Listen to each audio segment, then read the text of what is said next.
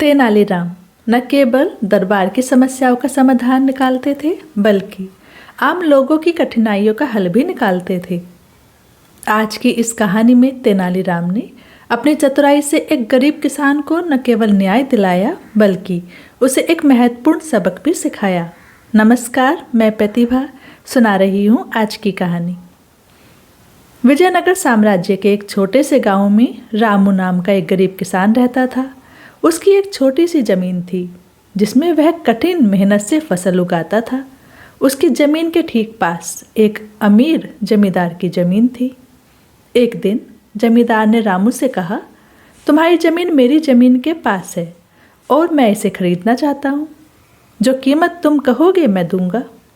रामू ने कहा, जमींदार साहब, यह जमीन मेरी आजीविका का एकमात्र साधन है, मैं इसे बेच नहीं सकता। जमींदार यह सुनकर नाराज हो गया।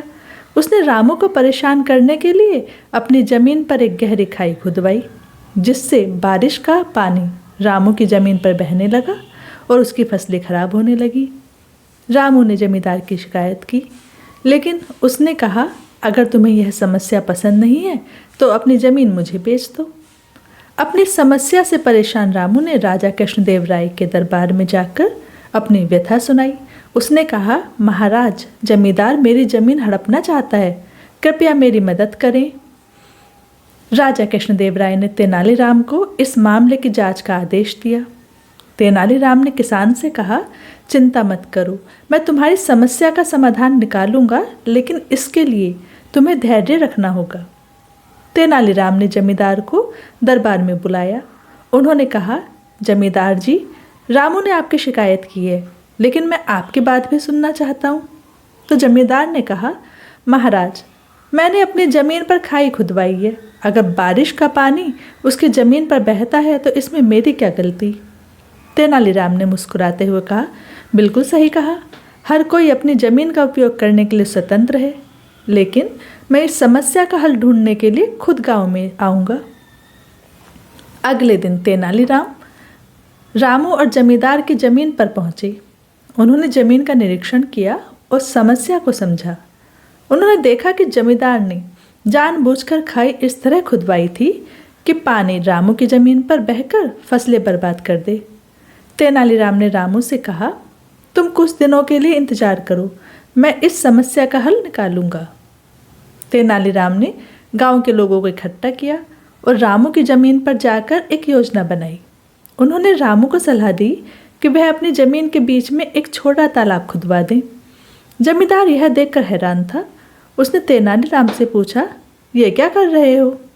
तो तेनालीराम मुस्कुराए और बोले, यह तालाब रामू के लिए बहुत फ़ायदेमंद होगा।